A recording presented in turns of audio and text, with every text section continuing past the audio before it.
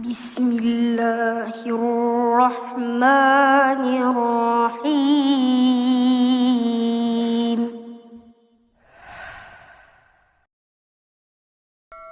Alhamdulillah, di pagi hari ini kita masih bisa duduk-duduk bertalabul ilmi lewat media. Dan di pagi ini kita akan mengenal satu kitab langit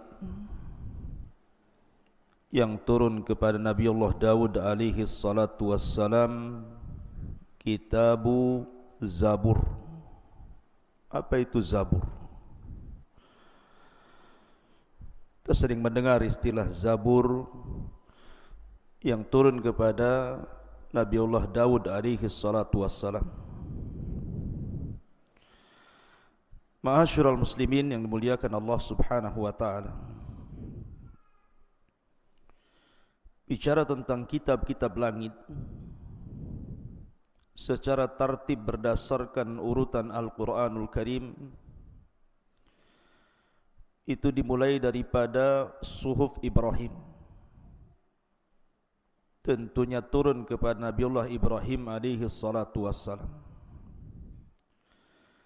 Kemudian setelah itu Taurat turun kepada Nabiullah Musa alaihi salatu wassalam.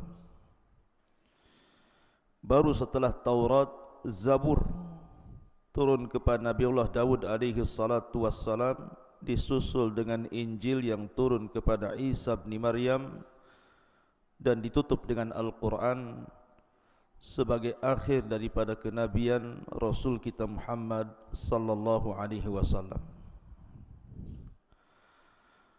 Adapun Suhuf Ibrahim,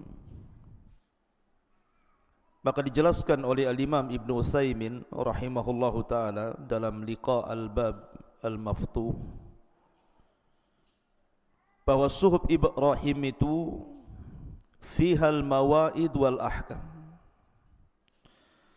di dalamnya banyak nasihat-nasihat dan beberapa hukum-hukum yang berlaku di zaman Nabi Ibrahim alaihi salatu wassalam. Artinya bahwa Suhuf Ibrahim sama dengan yang lainnya, sama dengan Taurat, sama dengan Injil dan juga Al-Quran. Ada hukum-hukum yang diletakkan Allah di situ. Dan tentang Suhuf Ibrahim ini dijelaskan dalam Al-Quran, baik secara global atau secara terang-terangan, seperti dalam Al-Baqarah 136, kemudian juga Al-Imran 84, kemudian An-Najm ayat 33 sampai 41, dan yang paling jelas dalam Suratul A'la ayat 14 sampai 19, inna hadza lafis suhufil ula suhufi Ibrahim wa Musa. Sesungguhnya dalam Al-Quran ini terdapat kandungan suhuf. Pertama Suhuf Ibrahim, yang kedua Suhuf Musa. Ada yang mengatakan Suhuf Musa di sini artinya Taurat, tapi juga ada yang mengatakan Suhuf Musa ya Suhuf Musa, artinya Musa diberikan dua kitab. Pertama Suhuf, yang kedua Taurat. Adapun Suhuf diberikan kepada Musa itu ketika periode Mesir, ketika Bani Israel masih ada di Mesir dan masih diperbudak oleh Fir'aun. Disitulah Allah subhanahu wa ta'ala merintahkan Musa untuk berdakwah kepada Fir'aun. Disitulah Allah berikan Suhuf kepada Musa. Adapun Taurat itu diberikan oleh Allah subhanahu wa ta'ala ketika Musa sudah membebaskan Bani Israel dan sudah menenggelamkan Fir'aun. Makanya Allah subhanahu wa ta'ala berfirman tentang masalah ini, inna anzalna at-taurata fihi hudaw wa nur yahkumu bihan nabiyyuna alladhina aslamu lilladhina hadu war-rabbaniyuna wal akhbar bimastuhfidu min kitabillah wa kanu alaihi syuhada.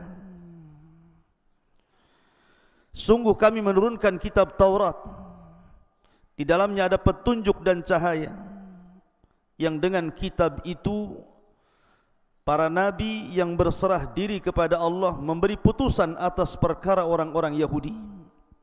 Demikian juga para ulama dan pendeta-pendeta mereka, sebab mereka diperintahkan memelihara kitab-kitab Allah dan mereka menjadi saksi terhadapnya.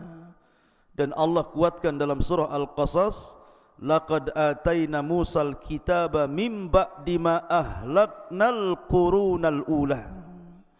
Dan sungguh telah kami berikan kepada Musa Taurat setelah kami binasakan umat-umat terdahulu. Kalimat binasakan umat-umat terdahulu maksudnya membinasakan Fir'aun dan bala tentaranya. Artinya Taurat turun ketika Musa menyelamatkan Bani Israel dari kejaran Fir'aun ketika mereka berada di negeri linglung yang disebut dengan Ardutih. Ma'asyiral muslimin yang dimuliakan Allah Subhanahu wa taala, yang ingin kita bahas adalah Zabur. Karena ma'ruf Taurat, Injil, Quran sering kita dengar. Lalu apa itu Zabur? Zabur sering disebutkan dalam Al-Quran, seperti Allah Subhanahu wa taala mengatakan, wa kulla syai'in fa'aluhu fi zuburi. Ada kalimat zubur di sini. Maksud zubur di sini artinya maktub, ditulis. Artinya segala sesuatu yang mereka lakukan itu sudah ditulis dari catatan-catatan malaikat. Maka makna Zabur secara bahasa itu artinya Al-Kitabul Maktub. Kitab yang ditulis itu disebut Zabur. Dan kalau secara bahasa berarti semua kitab itu Zabur, baik Injil, Taurat, Al-Quran, Suhuf Ibrahim, maka masuk dalam kalimat Zabur karena ditulis masalahnya. Akan tapi secara istilah, maka Zabur adalah kitab yang disendirikan yang Allah Subhanahu wa taala turunkan kepada Nabi Allah Daud. Dan Allah katakan dalam Al-Quran, wa atayna Dawuda Zabura. Dan kami berikan kepada Nabi Allah Daud Zabur. Yang membedakan Zabur daripada Suhuf Ibrahim, kemudian juga Taurat, kemudian Injil, kemudian Al-Quran, disebutkan oleh Al-Imam Al-Qurtubi rahimahullahu ta'ala perbedaannya. Zabur itu tidak dijelaskan halal dan haram. Di dalam kitab Zabur itu tidak ada hukum-hukum yang dijelaskan. Lain dengan Al-Quran, ada halal, ada haram, ada perintah, ada larangan. Tapi di kitab Zabur tidak ada. Kitab Zabur itu isinya hanya masalah perkara-perkara nasihat saja. Jadi isinya itu hanya masalah hikam, al-mawaid, ar-raqaq, artinya bicara tentang hikmah-hikmah. Kemudian juga nasihat-nasihat, kemudian hal-hal yang bisa melembutkan hati, yang bisa membuat mata menangis, dan begitu seterusnya. Tetapi tidak dijelaskan halal haram di situ. Tidak dijelaskan bab nikah, bab talak, bab macam-macam, tidak ada dalam kitab Zabur itu. Jadi murni kitab Zabur itu hanya isinya nasihat-nasihat saja, kata Imam Qurtubi rahimahullahu ta'ala. Dan kitab Zabur itu, kata para ulama, hanya terkandung mi'atu wa khamsina suratan, 150 surat saja. Kalau seandainya saya analogikan dengan Al-Quran, Anda baca surat dari surah Ghafir sampai surah Al-Ahqaf. Dalam Quran itu ada surah Ghafir sampai surah Al-Ahqaf. Di situ ada surah Zuhruf, di situ ada Asy-Syura, di situ ada Fussilat, di situ ada Jathiyah. Pokoknya kalau kita membaca dalam Al-Quran surah Ghafir sampai Al-Ahqaf itu tidak dijelaskan hukum-hukum di situ. Tidak ada hukum-hukum fikih, tidak. Semuanya hanya masalah kisah-kisah, kemudian nasihat-nasihat, kemudian hal-hal yang sifatnya melembutkan hati. Lah Zabur itu kurang lebih seperti itu. Jadi kalau dianalogikan di Al-Quran itu seperti kita membaca surah Ghafir sampai Al-Ahqaf.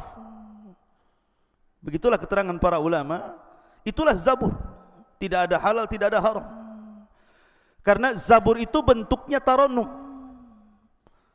Jadi semacam bait-bait syair yang dilagamkan, yang dilagukan. Makanya Nabi Allah Daud alaihi salatu wassalam setiap pagi dan petang selalu melanggamkan kitab Zabur ini. Dan Daud itu memiliki sab'ina sautan, 70 suara. Jadi suara satu dengan suara berikutnya akan jauh lebih indah.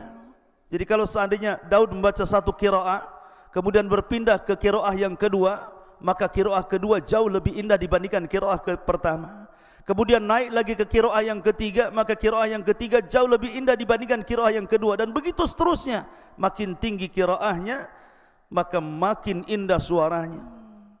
Wajar kalau seandainya Allah Subhanahu wa taala gambarkan bagaimana binatang-binatang, bahkan gunung sekaligus ikut tarannum bersama Daud. Dijelaskan oleh Imam Al-Qurtubi rahimahullah ta'ala juga ketika beliau menjelaskan surah As-Saba ayat 10. Walaqad atayna Dawuda minna fadla ya jibalu awwi bima'ahu wat-tayr wa alanna lahul hadid. Dan sungguh kami berikan kepada Daud keistimewaan.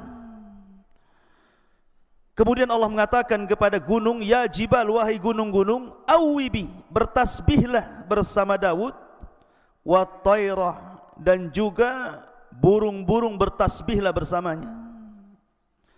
Kata Imam Al-Qurtubi rahimahullahu ta'ala, dan ini juga senada dengan apa yang disebutkan Al-Hafidh Ibnu Hajar rahimahullahu ta'ala. Jadi ketika Nabi Daud membacakan Zabur itu, maka burung-burung datang dari mana-mana.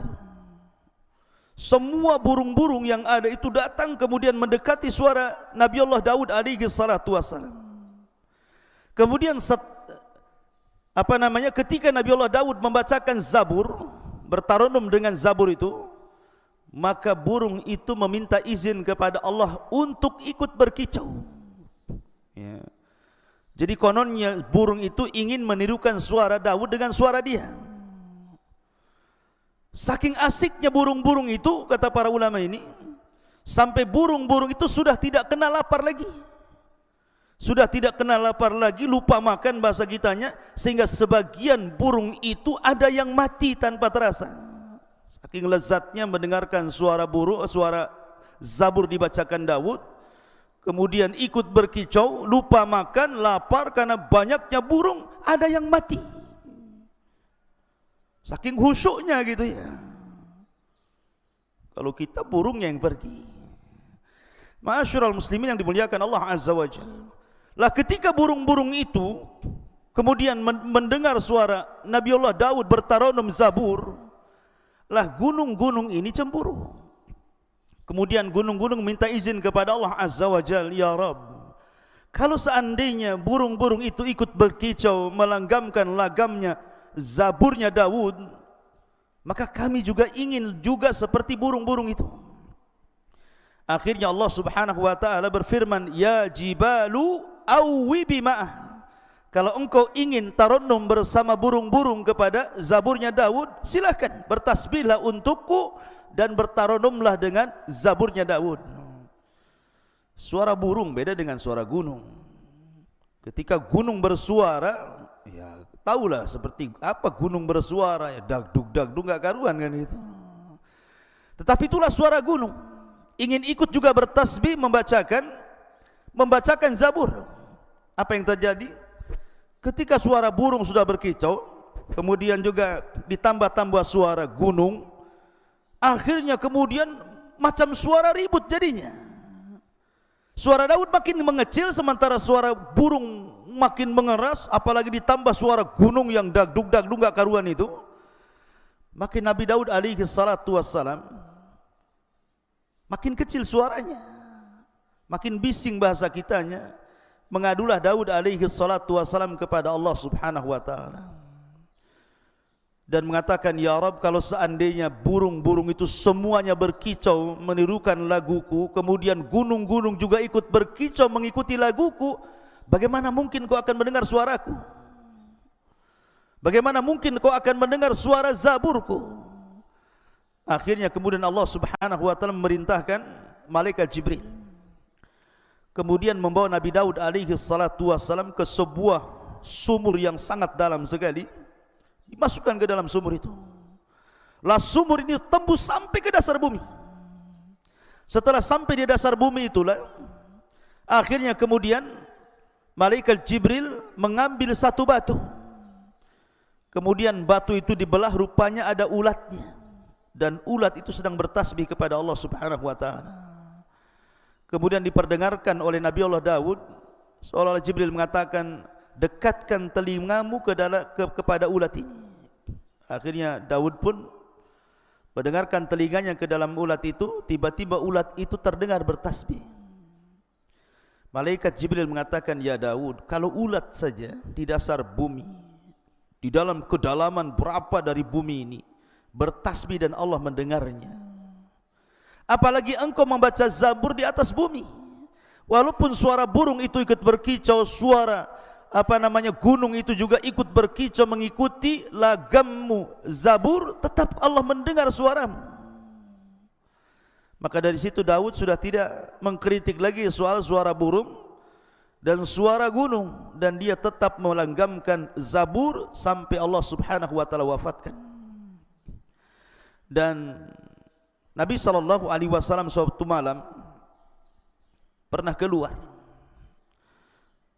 Kebiasaan para sahabat itu selalu membacakan Al-Quran di rumah-rumah mereka, sehingga suasana malam itu seperti suasana kita mendengar tawon. Banyak suara-suara Al-Quran keluar dari rumah-rumah kaum muslimin. Begitulah budayanya para sahabat. Jadi suatu malam Nabi SAW keluar ke ganggang kota Madinah. Tiba-tiba dia mendengar ada suara yang sangat indah dari sekian banyak rumah, dari rumah-rumah kota Madinah itu. Akhirnya Nabi SAW mendekati rumah itu. Rupanya rumah itu adalah rumahnya Abu Musa al-Ash'ari radhiyallahu anhu. Didengarkan suara Abu Musa al-Ash'ari oleh Rasulullah SAW sampai Rasul berdiri samping rumahnya. Tidak sadar saking indahnya suara Abi Musa, Nabi sampai berdiri mendekati waktu subuh. Kemudian selepas mendekati waktu subuh, Rasul bergegas kemudian sholat subuh. Setelah sholat subuh, dia panggil Abi Musa al-Ash'ari radhiyallahu anhu dan menceritakan peristiwa semalam, dan mengatakan, ya Aba Musa, semalam aku berada di sampingmu, di samping rumahmu, dan aku mendengar suara indahmu. Kata Abi Musa radhiyallahu anhu, ya Rasulullah, la ra'aitani wa ana astami'u liqira'atikal bariha. Kata dia, seandainya aku bisa melihatmu wahai Rasul, tentu aku akan lebih mengindahkan suaraku supaya didengar oleh dirimu. Itu baru suara standarku Rasul, belum yang indah lagi itu maksudnya. Kalau aku dengar kau mendengar semalam, aku akan perindah lagi suaraku. Maka Nabi SAW memuji Abu Musa al-Ash'ari dan mengatakan, laqad utita mizmaran min mazamiri ali Daud. Wahai Abu Musa, sungguh Allah telah berikan anugerah kepadamu, suaramu Allah sejajarkan dengan suara Daud, saking indahnya. Mizmar, mizmar itu bukan alat musik. Mizmar itu di sini maksudnya adalah suara tarannumnya Zabur saat dibaca Daud alaihi salatu wassalam. Dan tidak heran, Abi Musa itu kan dari kabilah Asy'ariyun masalahnya, dan kabilah Asy'ariyun itu kabilah dari Yaman, dan dikenal suaranya. Kabilah Asy'ariyun itu sangat dikenal di zaman Rasul dibandingkan kabilah-kabilah Arab yang lainnya. Sehingga kalau seandainya kabilah Asy'ariyun itu bergabung dalam sebuah pasukan, kemudian di malam hari mereka sedang beristirahat dari peperangan, maka Rasul paling hafal di mana orang-orang Asy'ariyun itu, barisan mana, tinggal di mana, sebelah mana, duduk di mana. Sampai Rasul mengatakan, wa innila a'lamu aina maudi al-Asy'ariyina indal jaish. Dan aku sangat hafal di mana kabilah Asy'ariyun itu ketika berkumpul di tengah-tengah tentara. Kenapa? Karena kabilah Asy'ariyun itu terkenal suara Qur'annya indah. Jadi setiap malam mereka senantiasa tahajud membacakan tarannum Al-Quran, dan Rasul selalu mendengarnya. Mereka punya suara khas. Makanya wajar kalau Abi Musa Al-Ash'ari diberikan utita mizmaran min mazamiri ali Dawud. Jadi Zabur adalah sebuah kitab tarannum, tidak ada hukum, tidak dijelaskan halal haram, dia hanya nasihat-nasihat, kemudian juga hanya perkara-perkara yang bisa melembutkan hati, hanya semacam syair, dan hanya 150 surat dalam Zabur, dan diberikan kepada Nabi Allah Daud alaihi salatu wassalam. Lalu kalau begitu Daud berhukum dengan hukum apa? Dan para ulama berhukum di zaman itu dengan hukum-hukum apa kalau dalam Zabur tidak ada halal haram? Maka tentunya kata para ulama berhukum dengan kitab Taurat sebelumnya.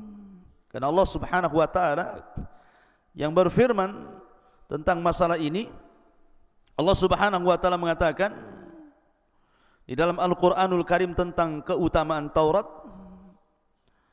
inna anzalna taurata fiha hudaw wa nurun yahkumu bihan nabiyyuna alladzina aslamu lilladzina hadu warrabaniyuna wal akhbar bimastufidu min kitabillahi wa kanu alaihi syuhada. Dan sungguh kami menurunkan Taurat, di dalamnya ada petunjuk dan cahaya, yang dengan kitab itu para nabi berserah diri kepada Allah. Para nabi, maksudnya nabi setelah Nabi Musa alaihi salatu wassalam, memberikan putusan atas perkara orang-orang Yahudi. Demikian juga para ulama dan pendeta-pendeta mereka, sebab mereka diperintahkan memelihara kitab-kitab Allah dan mereka menjadi saksi terhadapnya. Ini diantara keterangan tentang masalah Zabur, wallahu a'lam. Tapi yang jelas bahwa kitab Zabur diturunkan kepada Nabi Daud untuk dijadikan langgam yang dibacakan kepada Bani Israel. Isinya nasihat-nasihat, kemudian juga beberapa hal-hal yang sifatnya kebijaksanaan dan melembutkan hati. Dan dengan itulah Nabi Allah Daud alaihi salatu wassalam memberikan nasihat kepada Bani Israel. Subhanakallah bihamdika asyhadu an la ilaha illa anta astaghfiruka wa atubu ilaik. Allah Ta'ala. Assalamualaikum warahmatullahi wabarakatuh.